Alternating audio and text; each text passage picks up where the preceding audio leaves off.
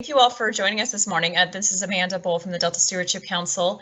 I'm just going to provide a quick overview and some housekeeping stuff before I turn it over to our speakers today. This is the second of a four-part discussion series regarding building an effective Delta Science enterprise and precedes the Science Needs Assessment workshop that had originally been scheduled for late April, but has now been rescheduled to early October. If you're on the computer, please mute your computer so there's no interference and background noise, and then also turn off your video camera if you're not presenting or speaking. That also just makes it a little bit easier to kind of see everything and for all the technology to flow and everything. If you're on the phone, please dial *6 to mute and unmute yourself. And then finally, we are recording this discussion, so just want to make sure you're all aware of that. And we will be posting, we're hopeful that we'll be able to post this on the council's website after this discussion today. So today we have Jay Lund and Steve Brandt from the Delta ISB who joined us, will be joining us each of these four discussions to provide a bit of a background on the ISB's call for forward-looking science with a focus on climate change, and then specifically to discuss why we're holding a Science Needs Assessment workshop and why we're holding this four-part discussion series, virtual discussion series here leading up to the rescheduled workshop.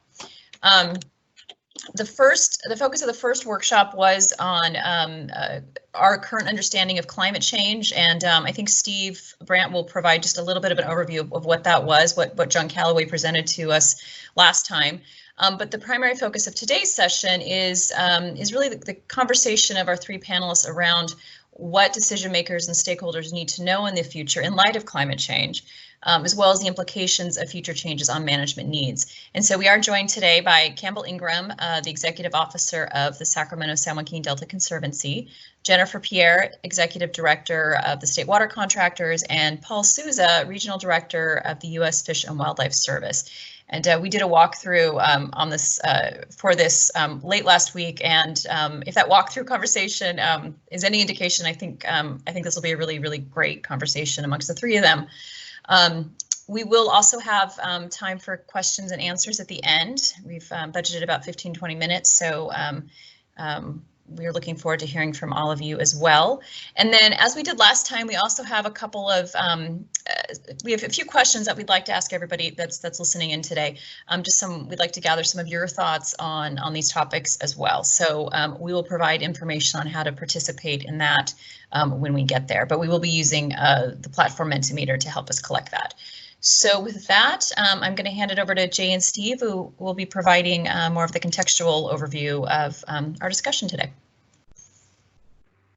Great. Thank you very much, Amanda, and thank you, Edmund, for working the slides and organizing the rest of it. I want to start with just a little bit on why we're doing this and how this fits in with a number of other things.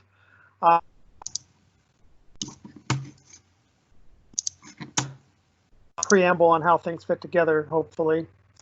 Back in February of 2019, so more than a year ago, the Science Board had reviewed the update to the Delta Science Plan and found that there wasn't really a lot of long-term planning and a long-term thought, long-term integration in that plan.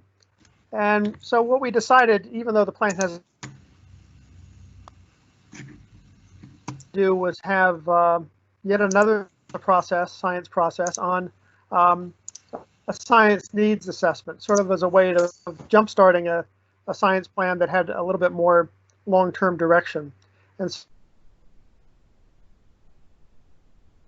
so for that sort of justified this effort.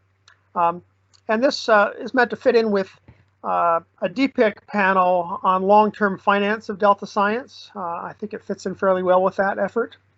And then spawning off of our letter, also within the Science Board, we had a panel and a very nice white paper that's released in draft form now, I think, on how the environment in the Delta is changing faster than our traditional science can keep up with it. So all of this is sort of to say that our major worry here is that our science enterprise, broadly conceived for the Delta and the management to follow it, isn't really likely to be able to keep up with the pace and the diversity of changes that we're seeing in the Delta, particularly with climate change, but also with many of the other proposals and activities that are going on in the Delta. So Steve will talk more about the workshop itself and the document that we're hoping to produce, the Science Needs Assessment. And today I'm looking forward very much to hearing what our panel says about the management objectives for science. Thank you. Thanks, Jay. What I'd like to do today is just give you a very brief background on the whole Science Needs Assessment workshop and really the process we're undergoing and why we're doing it.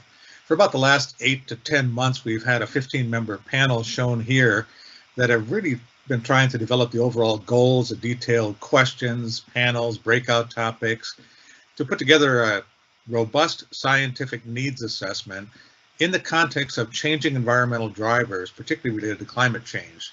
The next slide. As Amanda said, we've made some progress on this. This whole effort is really co-hosted by the Delta Plan Interagency Implementation Committee and the Delta Independent Science Board, as well as the Delta Council.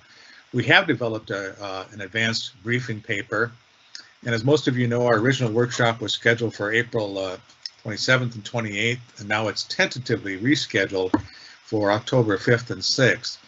So the concept of these discussion groups was to develop, to maintain the momentum by holding detailed discussions, 4 of them, that coincide exactly with the 4 main questions being proposed for the workshop. The next slide. We had 2 overarching goals for the workshop and now the discussion. One was to identify the key science efforts that provide answers and insights for likely management questions in the long term and in the context related to expected changes in driving forces and those associated with climate change. Now, this assessment of science needs feeds directly into the overall Delta Science Plan and the Delta Science Action Agenda, which is currently beginning to undergo its 4-year re-evaluation. The Science Action Agenda, in many respects, largely focuses on what science do managers need right now, whereas this Science Needs Assessment focuses on what science do we need to start now to meet the challenges of managers in the future. We believe these efforts are complementary and we are being highly coordinated throughout. The second component of this, the second goal is to discuss how to organize the science enterprise to address the expected complex and changing problems in the Delta. We have developed a briefing paper which is available for you to look at. It really discusses in greater detail the overall rationale for developing our scientific needs assessment, the audience, the agenda, the outline of the proposed 2-day workshop, and a detailed list of questions under each of the topics. And then it provides some background information on what our current science structure is, science enterprise, funding, and how science is connected to management. Next slide. We have 4 discussion topics which are designed to be a progression of thinking. The first one is, what do we know about the projected climate change impacts for the Delta? What are we reasonably certain about that will happen in the future? The second topic is the one we're addressing today, is given our expectations for changes, what questions will that raise for management? And what do managers really need to know in that context of this projected changes in the environment? The third topic is that once we understand what management needs are for the future, what kind of science specifically needs to be done to give management those answers? We expect those types of science will be more interdisciplinary, require more predictive tools, and so forth. The fourth topic is, given those science needs, what changes, if any, do we need in our scientific enterprise in terms of governance, funding, and integration in order to be able to do those, meet those projected needs. Now, put simply, it says what will happen in the future, what does that mean to management, how will science address management needs of the future, and finally, are we coordinated and integrated and perhaps interested enough to do that science properly?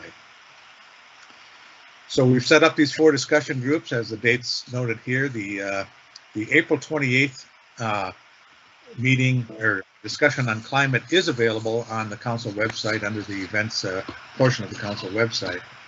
The next slide is, I can't summarize in 1 minute what we talked about for an hour, but John Callaway gave a great presentation on what the projected science impacts are for the Delta. And the science impacts related to increase in air and water temperature, precipitation and runoff changes, particularly in terms of extreme events, and expected sea level rise.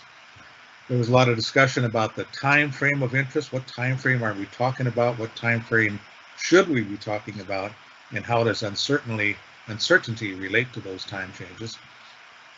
And also recognizing that climate change is not the only factor that we expect to change in the future. Certainly there will be changes in land use, new invasive species, contaminant levels. They're all important to consider, and there's also the human and social responses to those changes. Some of the impacts that we talked about were changes in water quality. Certainly we'd expect more salinity intrusion, increased temperatures, changes in oxygen levels.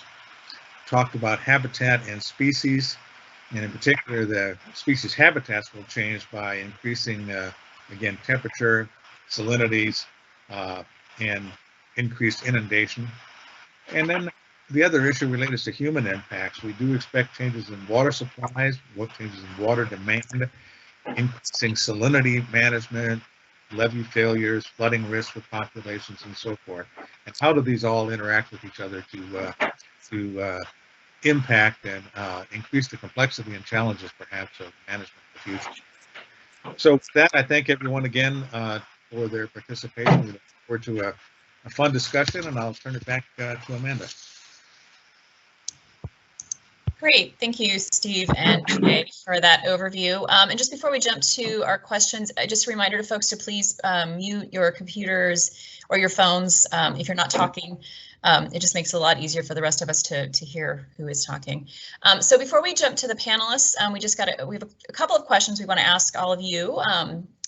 So first, it'd be really helpful for us to know what kind of organization you work for. So actually, backing up a moment, and we are using menti.com. So please, on your phone or your computer, go to menti.com and then use the code 543893 to pull this one up. And again, the first question we have for you all is, what kind of organization do you work for? You state employee, federal, local, you represent a university, a consultant, nonprofit, or other?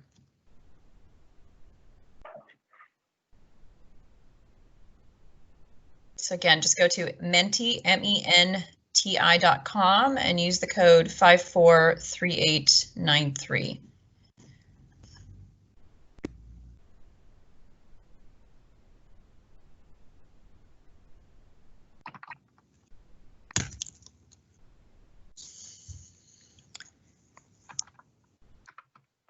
So we'll give folks another minute or so to participate in this if you're still getting into Mentimeter.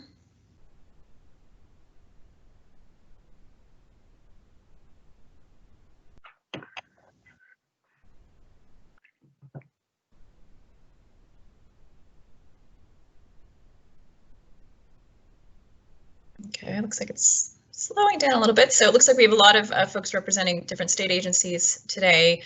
And some federal agencies. Glad to see a few more folks from the federal side here this time. And then also a few folks from representing local agencies, university consulting, and nonprofits. So great, thank you for letting us know who you are. And then the second question really starts to get to kind of what we're talking about today.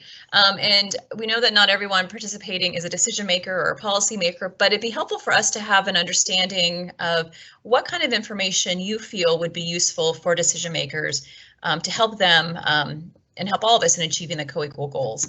So again, going to Menti, MENTI. You should, I think, if you refresh your screen or your smartphone, that next question should appear, and you should be able to enter in a few words about what kind of information you feel would be useful for decision makers to help achieve the co-equal goals. And again, the co-equal goals are water supply reliability and ecosystem health, all done with you know, Delta's place at the forefront and in mind as well. So community well-being.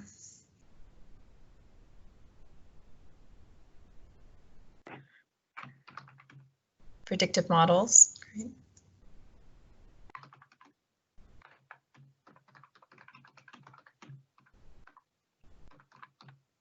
Identification of risk spectrum. Benefits to ecosystem restoration.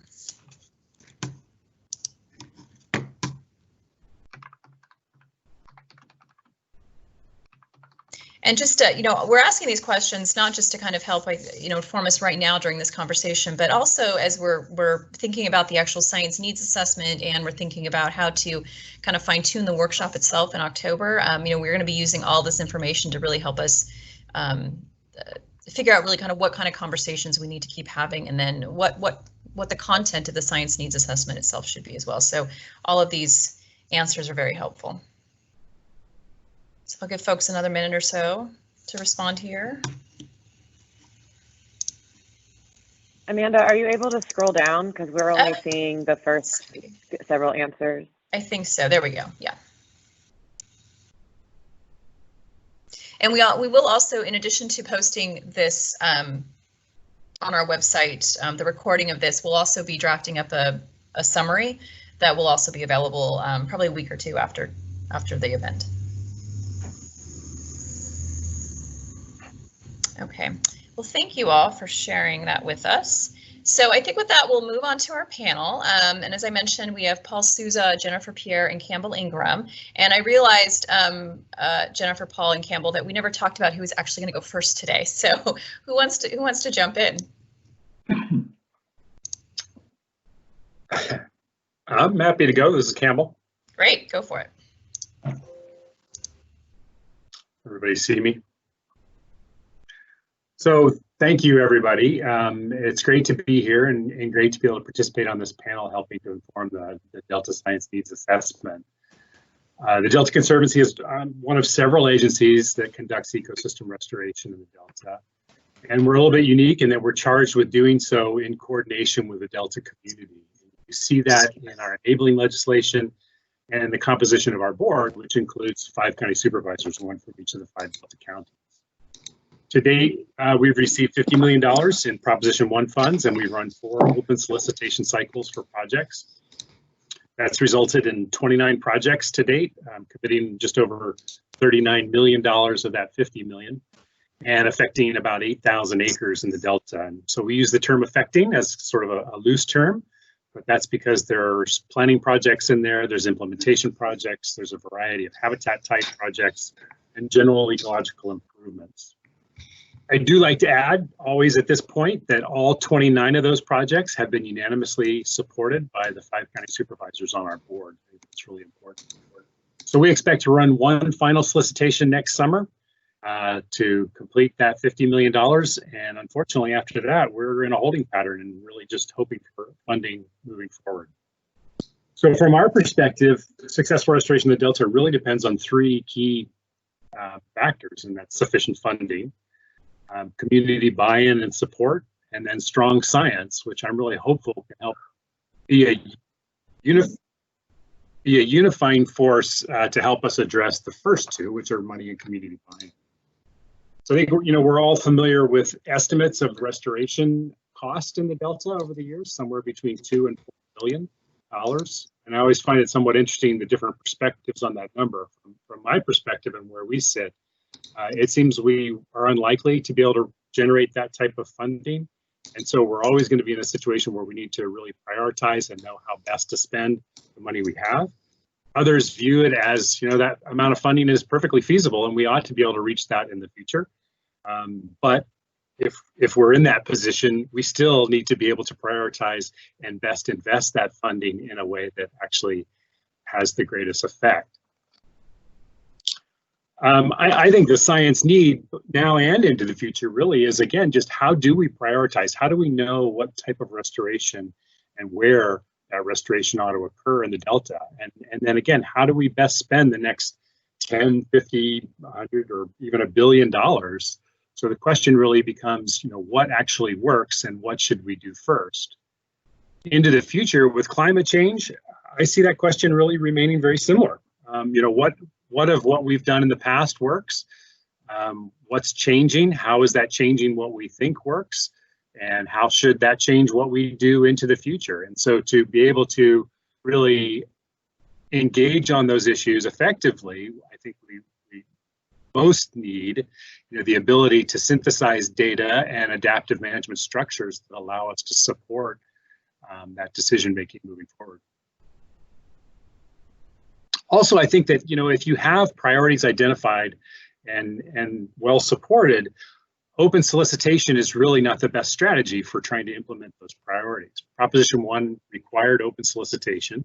So I'm hopeful that strong science that helps make the case for both the level investment and priorities also helps us advocate for how we structure our programs to be more effective and look more at directed action programs.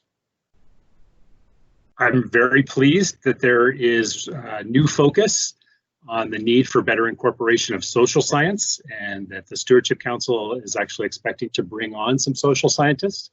Again, I think local awareness and buy-in is really critical for an effective restoration program through time. So how do we better interact with the Delta community and address their concerns and get their buy-in? And so I'm really hopeful that the science needs assessment will dedicate some significant time and space to that effort. So, in summary, I'm hopeful that strong, the science action agenda can help unify us around well-supported prioritization, data synthesis and adaptive management systems, and better engagement with the community. I think if we can do that, all of that really can help come together and better support compelling funding requests that get us to where we need to be. So I'll stop there and again say thank you for the opportunity. Great, thank you, Campbell. And it looks like Jennifer, you're ready to go. I was almost ready to go. I had to push on mute. Thanks for having me today. Definitely motivated me to get dressed this morning, so thank you for that. It's good to do that every once in a while, I suppose.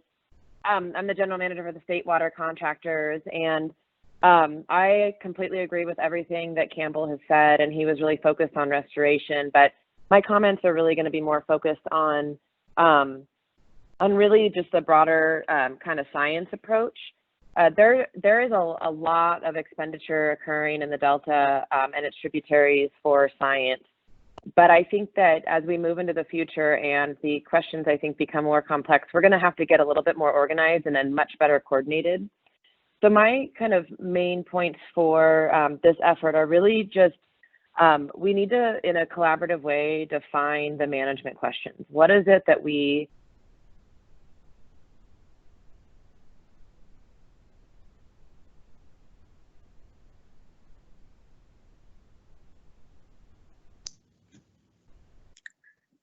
Hey, Jennifer, can you press *6? Does that work? Yes, we can hear you now. Okay, great. So I'm assuming you didn't hear anything I said. No, we did. I think we heard that first part. You just cut out. Oh, odd. Okay, I hadn't touched anything. You were talking about, yeah.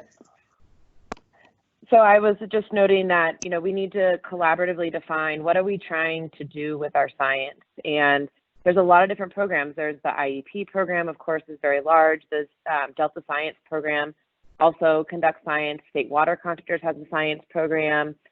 There's Prop 1 studies. There's all sorts of things going on. But what we don't have is kind of the broader umbrella that says, what are we trying to achieve so that we can coordinate our funding and our efforts in a way that helps us build our collective knowledge. So from my perspective, the first step we need to do is really collectively define what those management questions are and do it in a way that we can all track them. So not something that you know, the State Water Contractor Science Program is doing on its own, or IEP is doing on its own, or Prop 1 grants and are under consideration, or whatever comes after Prop 1, but really collectively saying this is what we're trying to understand. And then as science and research gets conducted, we can link that research to those questions. And it seems really simple, but we really don't have that. And I think everybody has their own management questions in their head. And I think to some extent they've been documented, and they were documented pretty well by the last science action agenda. But I think I think we do need to go back to that and scrub that and really figure out, you know, what are we prioritizing? How are we going to fund it? Who's doing what? And making sure that the feedback on the results of that information is not only easily connected back to those management questions so that decision makers understand why we did that research and what it means for the next suite of decisions, but also that we're not duplicating efforts or missing big holes in research we should be doing. So that's kind of the first thing I would say. But as we move into a more uncertain world around climate change, and certainly even without climate change, there's enough uncertainty, I think we really need to be in a position to do things that are maybe a little bit more risky than we've been willing to do. There's a lot of reason why restoration has been slow to get going, but I think one of the many reasons is just you know, change is really hard. It's easy to say, you know, I don't want to be the one to make a decision that might not work. We need to get in a space where it's okay to do something that maybe it fails, but we are also setting up a science program that allows us to learn from those failures. So, you know, safe to fail concepts, and I know some people don't really like that phrase, so give me a better one, but that's really something that we were pushing within the voluntary agreement governance structure when we were having that conversation, was really getting to a space where we're collectively failing and we're collectively succeeding, and it wasn't about blame or who is responsible for that, so that we could safely implement those experiments. And along those lines, I think we also need to be honest with ourselves about what we know and what we don't know, what uncertainties we have, how large are those uncertainties, how certain are some of our certainties, in a way that allows us to ask questions that maybe up to now we haven't been that comfortable asking because we didn't want to admit that there were uncertainties around certain things we were doing.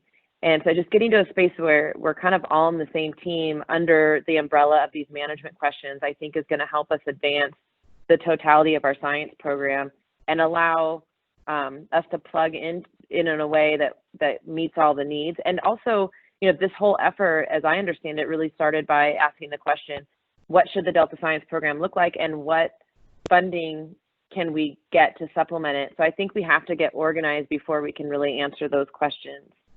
And then lastly, I'll just add, and I don't even know if this is possible, so if you're a researcher, please, you know, be patient with me, but because I know you work really hard at this, but how do we synthesize information more quickly to inform the decisions? I think that's been a challenge as well, and I think partly it's because we don't always have positions available to synthesize information that we're researching, that they're not dedicated to that, and a lot of times it's on a volunteer basis. And thank you to many of you who have stepped up to do that in the last several years.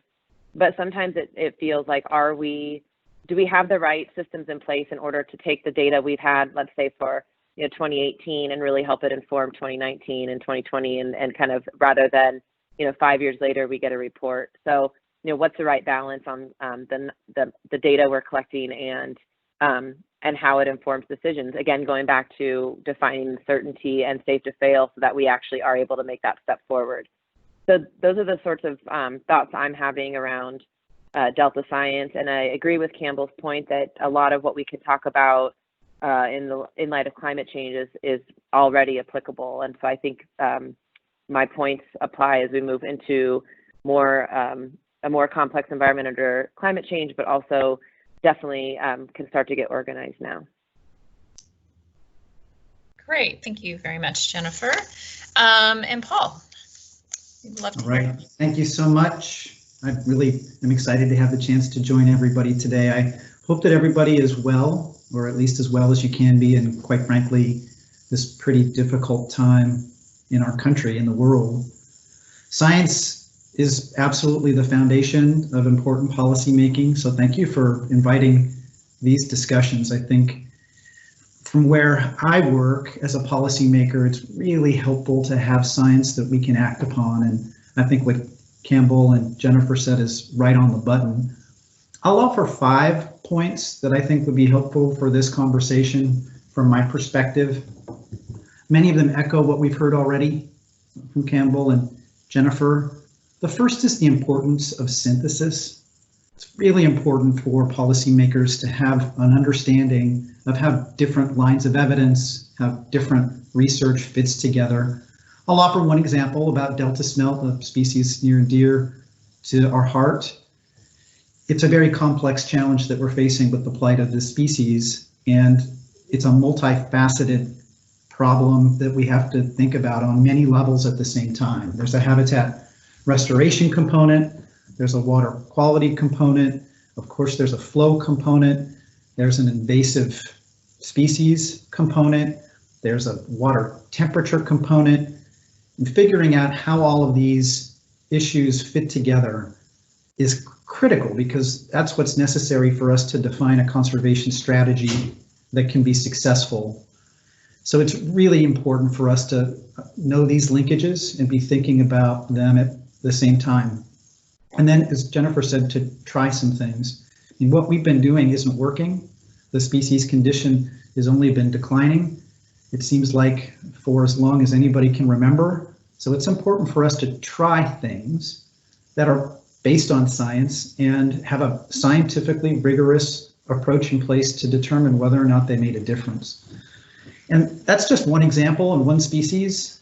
You know, we have life cycle models that we've been working on that I think are helping to advance our understanding. And more of that work, I think, will only help species conservation leaders to make good choices. But it's important also not to be focused on single species management. I've seen this too many times in my career.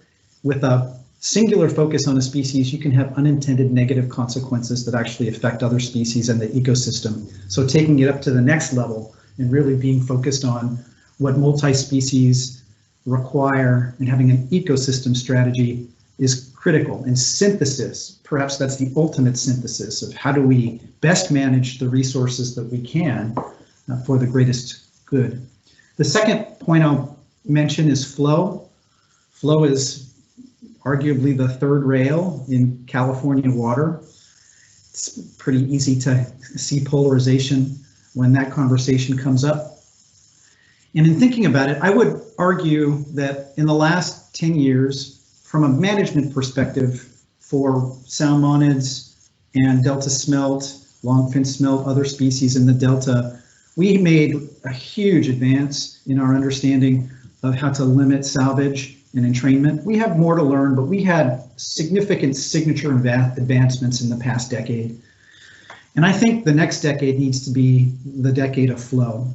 And I think we need to continue to challenge ourselves to understand what habitat benefits and hopefully fisheries population increases that we get from different amounts of flow in different water types. And this is such a key and important question, because it's fair for people to ask us, what are we getting for that amount of water? And developing a scientifically rigorous strategy where we can come up with hypotheses, come up with performance metrics, conduct the action, and see how it happened. I think that's going to take us to the next level in what is probably the hardest issue around California water. There have been some promising efforts done in this regard to date. CSAMP just helped synthesize many of them, but let's make the next decade the decade of flow and figure that out with scientific rigor. The third point I'll make has been echoed already by both Campbell and Jennifer, and that's the need to prioritize habitat restoration. We all want more money for science. We all want more money for conservation, but I'll tell you this, I've worked in a lot of places in the country, and there's no place like California in terms of capacity. If you look at the money that we have through the state's amazing leadership, through prop funding, through all of the capacity that we see at the department, it's just wonderful and exciting. We have federal programs with significant investments, whether it's the Central Valley Project or whether it's the Central Valley Improvement Act. And With that said, having a better framework that gives us a common currency to prioritize habitat restoration is something that I believe would be really helpful for all of us. I recently had a conversation with many in the Sacramento Valley. They have an exciting new idea about revitalizing our floodplains, helping slow that water down, spread it across the landscape, which will be good for fish. Hopefully that'll help with our serious salmon problems. And also that's good for birds in that floodplain that's widened and reclaimed. And some of the questions we had are, what project should we start with? And if we had a common scientific currency about habitat restoration projects, it would help us be better. It would help us get earlier successes, which breeds future success that is very meaningful. So I challenged the scientific community to help us with that common currency. So we move away from random acts of conservation and the projects that just happen to be ripe, and make sure we're getting the most important things done in an order. The fourth piece I'll mention is hatcheries. Some of our fish are in such bad shape. I think we need to be more aggressive with captive propagation. I'm a big fan of Rio Vista. We're expanding our propagation efforts as we can right now with existing facilities for Delta smelt. Rio Vista is exciting to me because it's the chance for multifaceted group of scientists from different organizations to get together to talk about the Delta. And we can at the same time expand our propagation on site. So Delta smelt need more captive propagation in my view. The scientific community seemed not a consensus about this a few years ago. I feel like that's changed now, and I'd love to see more active experimentation with captive propagation so we can see if we can make a difference. Longfin obviously are struggling as well. There are a host of fisheries in the Delta that are in the list that are going to need attention. And I think to the extent that we can be more aggressive with science and captive propagation, it is in our interest. The last point I'll leave you with, the fifth, is the human dimension. You know, I think we need professional help in California. I spent a lot of my formative years in the Fish and Wildlife Service in the Everglades, and we had a $20 billion restoration project over 30 years that we were able to convince the state of Florida and the US Congress to fund. And we were able to convince them because of this fact. Sure, restoration is at the banner. It's the issue that everybody talks about, but this is also a water supply project where we increase water supply, and it's a flood protection project. So you have this disparate group of interests that put their differences aside and came together and instead focused on common ground. And that's the power of Everglades restoration. Compromise is a strength. It's not a weakness. And I've been in California now in this position for about 4 years, and we are stuck in many cases in the old way of thinking. And I would love to get some help, some science expertise, leaders in the scientific community that can bring people together and in the end help us with that very difficult conversation about trade-offs and optimization of as many variables as we can achieve. I'll stop there.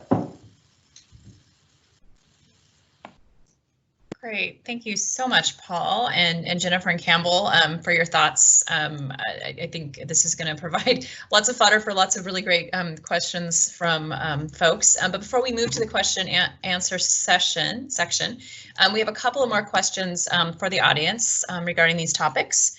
So if you want to go back to Mentimeter, so menti.com,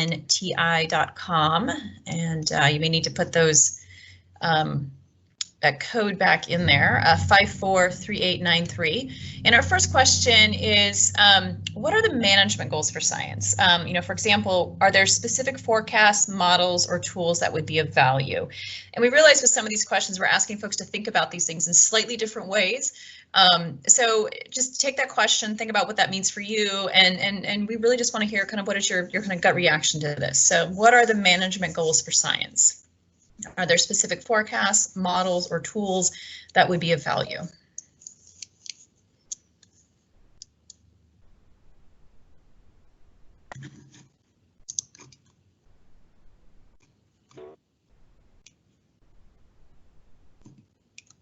Encouragement of meaningful engagement over time. Great.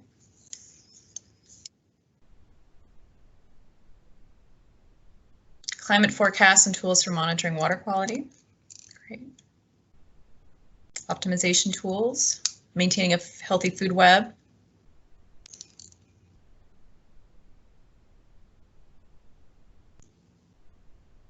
flow models,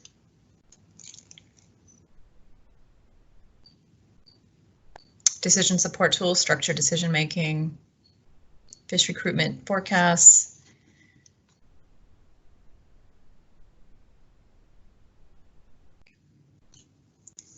science that answers the dual goals of the Reform Act,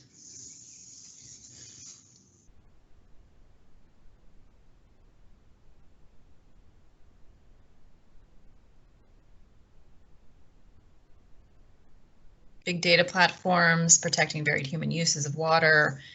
Great.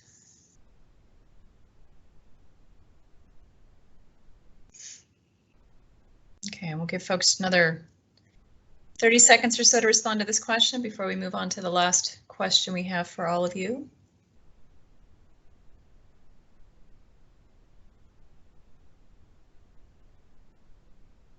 And also I encourage you, if any other answers, thoughts come to you after this, feel free to send them to me or to Edmund.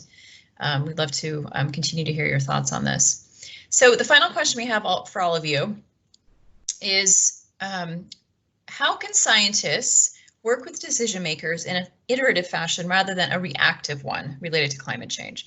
So how can we try and work together to kind of get ahead of things rather than just kind of being in this, what I think a lot of us feel, maybe not everyone, but a lot of us feel like we're constantly in kind of a reactive mode to dealing with issues that come up. So again, yeah, how can scientists work with decision makers in an iterative fashion rather than a reactive one?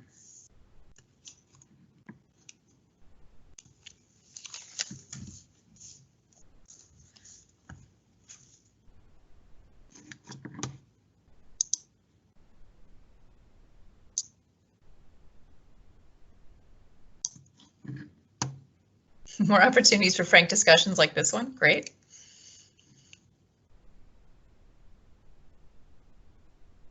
Regular and clear communication.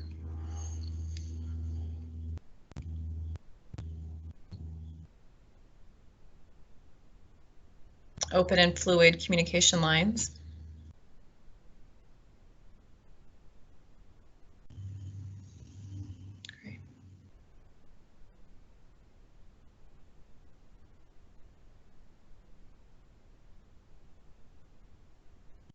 Communication seems like a key theme here.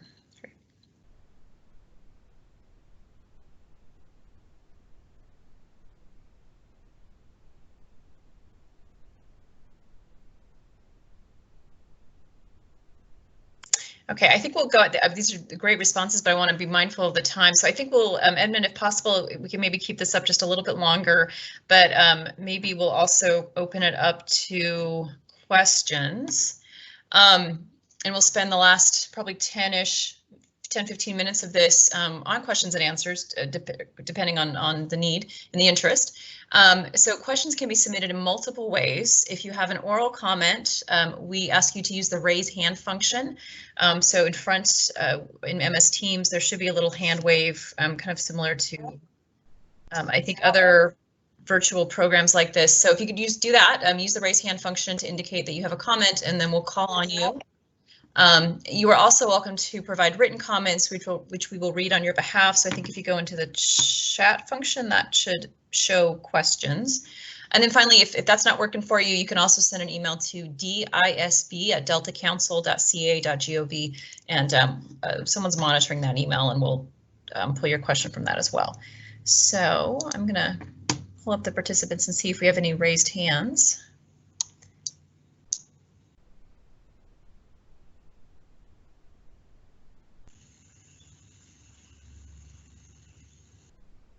Not yet. Let me check.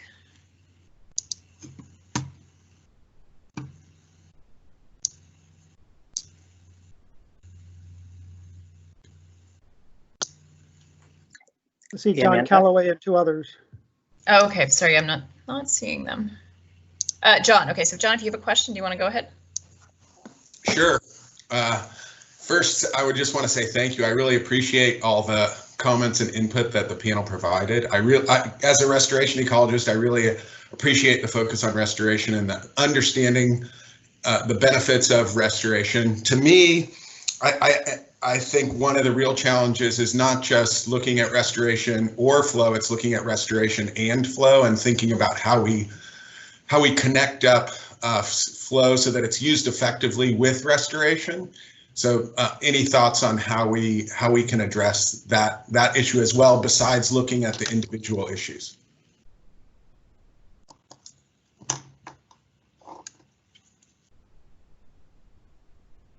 Great. Does any of the panelists want to respond to that?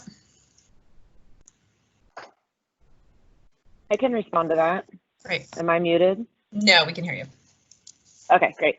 I totally agree, John. I think that seems to be something that is emerging, where it used to be one or the other, and I think now we're really looking at what is that interface. And I do think that there is some science that's occurring. I know, like on Tule Red, for example, and there was a lot in Liberty Island and in Prospect where you're really looking at the tidal interface. But I think we could be doing a lot more science on what is that landscape and flow interaction, what is it generating, what sorts of ecosystem functions are occurring there, and then how does that inform how we design, select sites, implement operations, et cetera, to try to recreate those ecosystem functions that we want as much as we possibly can, as well as potentially even avoid some that we may learn we don't want to see. So I think that really is where a lot of the thinking has been headed. I think Paul mentioned up on the Sacramento River. I think that's really been the whole crux of what they've been looking at is what is that landscape water interface and how do you maximize the use of both, because we don't have unlimited water and we don't have unlimited land. And so, but we know that we need both in order to create the conditions that we're seeking for fish in our ecosystem. So I think targeted science on those specific areas would be really, really valuable to learn what we should be doing and what we should be doing more of. This is Paul. I'll chime in too, if I may. I think it's a terrific question. And like you, for me, it's this other side of the same coin, flow and restoration together, especially when we think about the resources that we conserve in the Delta. So I think we've got to be thinking about those two issues at the same time. I'll make the point that if you put water in a very highly channelized system and it moves too fast, it could not provide the level of benefits that otherwise it would. Maybe there would be benefits of that water moving at an accelerated rate into the estuary, in the estuary part of the equation, but clearly not the same kind of floodplain benefits that you're going to get if you knock down some of the berms and levees, spread that water across the landscape, help with groundwater, and also create habitat for fish and birds at the same time. So I think your question is spot on. And for me, you can't really think about one without the other. Yeah, I wanted to just chime in a little bit here too, because I think it's a great example. The way we evaluate proposals, we ask our applicants to provide the best available science and or to justify what it is they want to do. And so then we evaluate that, and then we pull together a technical team to evaluate that. And if you've got 4 or 5 different scientists in a team, you probably have 3 or 4 different understandings of the flow habitat relationship there. So I do think it just speaks to some of the things we were talking about earlier, kind of a body of scientific understanding that's more widely distributed and I don't want to use the term that we all agree, but something that just helps more in guidance for all of us to have a shared understanding of what we think those relationships are that can then sort of inform and cascade down through the decision-making process in an effective way. Can I just add that stoked a thought for me, and I honestly, this is a question I guess back to all of the scientists, especially restoration scientists. We haven't updated our tidal wetland conceptual model in probably over 10 years, as far as I know. Perhaps that is a worthwhile effort relative to restoration. I think we have actually learned quite a bit, and I think if the conceptual model can also help to identify what we still have yet to understand, that could also help to define some of the research and scientific questions that we need to answer around further restoration.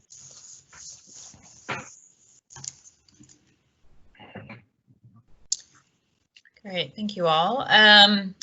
Seems like some people are having issues finding the raise hand function, including me. So if you're one of them and you have a question, feel free to write it in the chat section of MS Teams. Or if you just want to turn your microphone on and go ahead and ask a question, we can do that too. We have 2 raised hands, Oh, okay. just so you know, Amanda, from Steve Culberson first, and then Louise Conrad. Okay, great. Thank you, because I can't see them. Steve, what's your question? Hi, Amanda. Can you hear me okay? Yes. I was wondering from the panel perspective, is it wise to pursue centralized scientific direction, or do you think it would be of benefit to incorporate a more federated approach when organizing Delta science, and to answer the prime questions? I'll start. I really think that some of the bottom-up research has been amazing. I mean, even just recently, some information out of DWR with using COVID-19 type genetic approaches for our ecosystem. So I certainly do not want to hamper that. What I was suggesting, Steve, was really more having an umbrella of management questions so that as those ideas come up, they're clearly linked to the broader management questions, but I certainly wouldn't want to create a top-down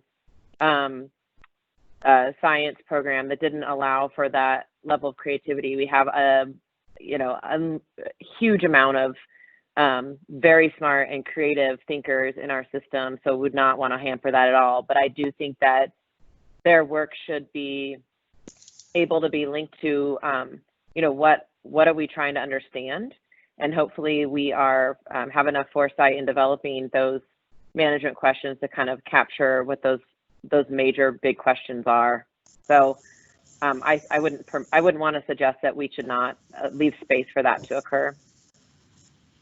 This is Paul. I'll chime in too. I think I have a visceral negative reaction to things that are top down. So and many of us are like that. So that's my first reaction to your question. But what I would also say, it's been my experience that the most effective science for policymakers has a wonderful mix of bottom up and top down at the same time.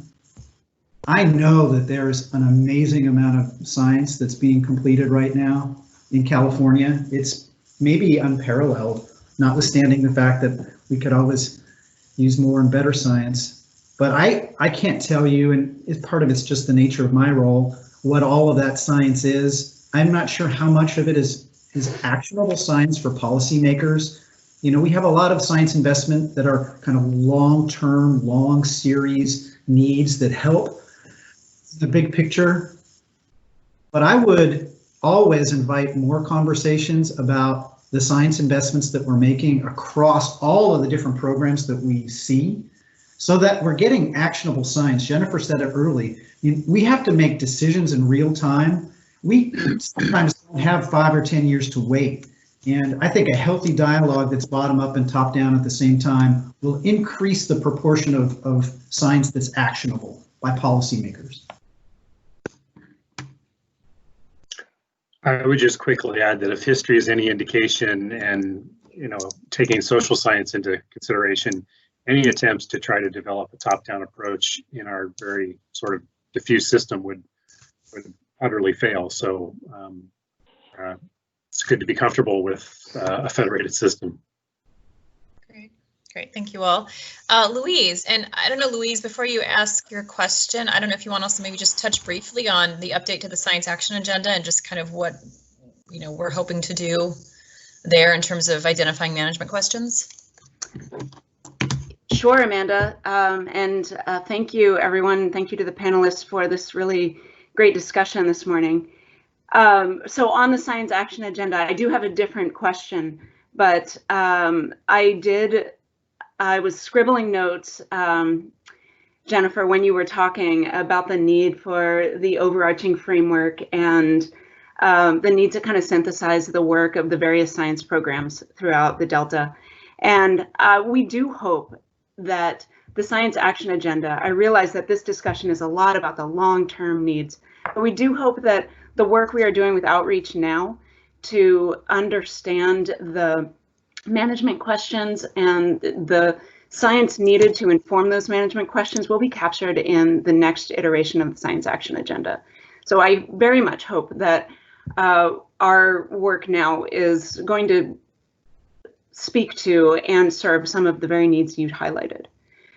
On the question that I had, and Amanda, does that, before I move on to my question, does that capture kind of what you were asking for a Science Action Agenda update? That's perfect, yeah, thank you. And if folks have other questions, they can follow up with me after.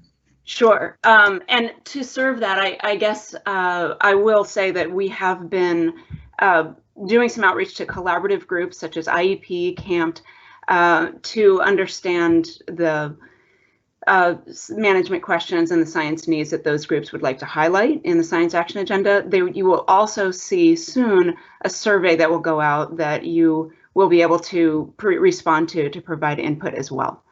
And then at the end of September, a public workshop where there will be another opportunity for input. So my question is about, I just noted that both Paul Souza and Jennifer Pierre talked about the need to take risks and to try new things in science and in restoration and in our management. And I think that is an incredibly important point. I wanted to highlight that for restoration and for other management needs that we have, permitting and process right now does hinder our ability to take risks. It is hard to try something new and can take a very long time to get permission to do so. I wanted to get your thoughts on what can we be doing now to streamline process and our opportunity to take those risks. Thank you. The state water contractors are super supportive of the Cutting the Green Tape initiative that the California Natural Resources Agency has been promoting. So we hope that that will help with advancing some of the restoration. And I know that DFW has also been looking a lot at how they help in that process, and that's very much appreciated. So hopefully there'll be some good lessons that come out of that. Going back to some of the questions, or one of the questions that was asked before about kind of what models or tools do we need.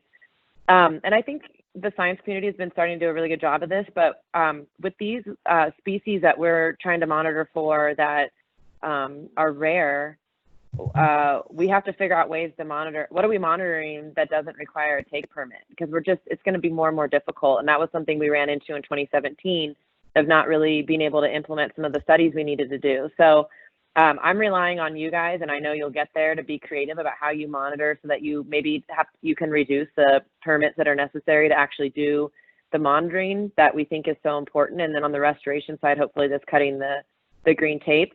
I want to get back to the Science Action Agenda, Louise, if you don't mind. I think you guys are doing a fantastic job with starting to put together this broader set of what are we trying to do in the action agenda. What's going to be necessary, though, is the various science programs are going to have to be transparent about how what they're doing actually links back to it. And I think that's one of the missing connections that we continue to have. That's something that we'll commit to as part of our science program, is starting to say, we're funding this research, here's how it links to this question, so everyone knows and we can track that. But hopefully IEP, for example, which is obviously the largest science program, can do the same. And I think that's going to be really critical for both decision makers to understand, why is IEP doing this study? Why does it matter to me? And if there's buy-in on the Science Action Agenda, then it's going to be really easy for people to be supportive of the work that's being done in order to implement that agenda. So that would be like step 2, hopefully in 2021. Thanks.